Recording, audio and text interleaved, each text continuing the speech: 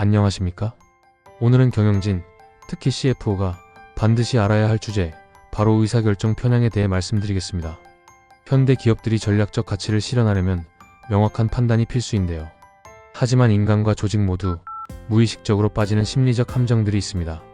과연 우리는 어떻게 이런 함정을 극복하고 더 나은 결정을 내릴 수 있을까요? 지금부터 함께 살펴보시죠. 사람은 누구나 편향된 결정을 내립니다. 놀라운 건 기업과 조직도 예외가 아니라는 점입니다. 전략적 결정이 필요한 순간마다 우리는 집단사고, 낙관주의, 현상유지 성향, 손실회피라는 보이지 않는 벽에 부딪히곤 하죠. 하지만 다행스럽게도 이런 편향은 알고 대비하면 피할 수 있습니다. 심리학자이자 행동경제학의 창시자였던 다니엘 카너먼은 이런 말을 남겼습니다. 개인보다 조직이 더 낫다. 왜냐하면 조직은 시스템을 만들 수 있기 때문이다. 그렇습니다. 좋은 조직은 편향을 줄이는 시스템을 만듭니다. 그 시스템의 출발점, 지금부터 함께 보시죠. 1. 집단사고. 먼저 가장 흔하면서도 위험한 집단사고입니다. 조직 내 조화를 중시한 나머지 비판 없이 모두가 같은 방향으로 가는 현상. 케네디 정부 시절 피그만 침공 실패를 회고하며 한 참모는 나는 왜 침묵했을까라며 스스로를 자책했습니다. 어떤 기업에서는 이런 일도 있었습니다. 임원진이 전략회의에서 자신 부서 얘기가 아닐 경우 입을 닫는 겁니다. 남의 영역엔 간섭하지 않는다는 문화가 결국 좋은 통찰을 놓치게 만든 것이죠. 이를 극복하기 위해선 몇 가지 실천이 필요합니다. 반대 의견 전담자를 지정하세요.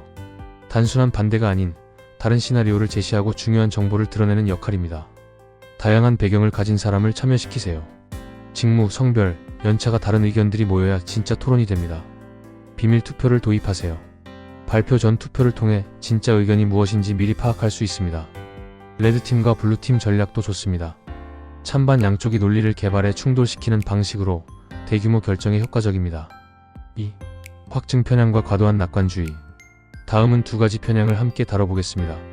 하나는 내가 믿고 싶은 정보만 찾는 확증 편향, 또 다른 하나는 모든 일이 잘 될 거라는 낙관주의입니다.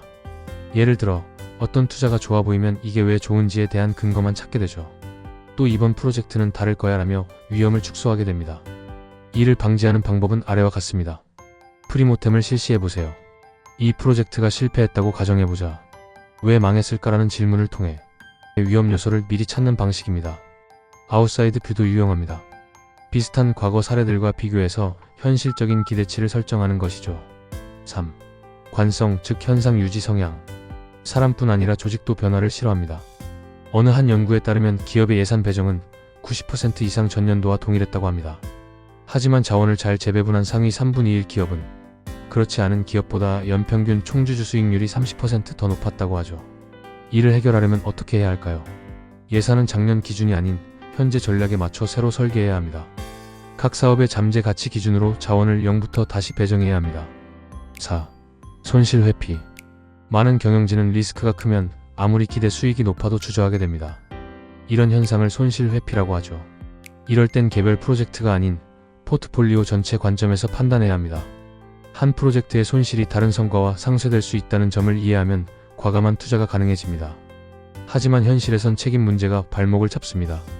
그래서 프로젝트 책임자를 탓하기보단 아이디어와 실행을 분리해서 평가하는 문화가 필요합니다. 아마존의 제프 베조스도 비슷한 말을 남겼죠. 실험 실패는 환영할 만한 실패이고 실행 실패는 피해야 할 실패다. 오늘은 CFO를 비롯한 경영진이 알아야 할 4가지 주요 의사결정 편향과 그 해결책에 대해 알아봤습니다. 핵심은 간단합니다. 편향을 인정하고 토론과 검증을 장려하는 시스템을 만드는 것. 그렇게 한다면 조직은 더 현명한 결정을 내릴 수 있고 결국 전략적 성과로 이어질 수 있을 것입니다. 여러분의 조직은 어떤 시스템으로 편향을 극복하고 계신가요? 함께 고민해보면 좋겠습니다. 지금까지 함께 해주셔서 감사합니다.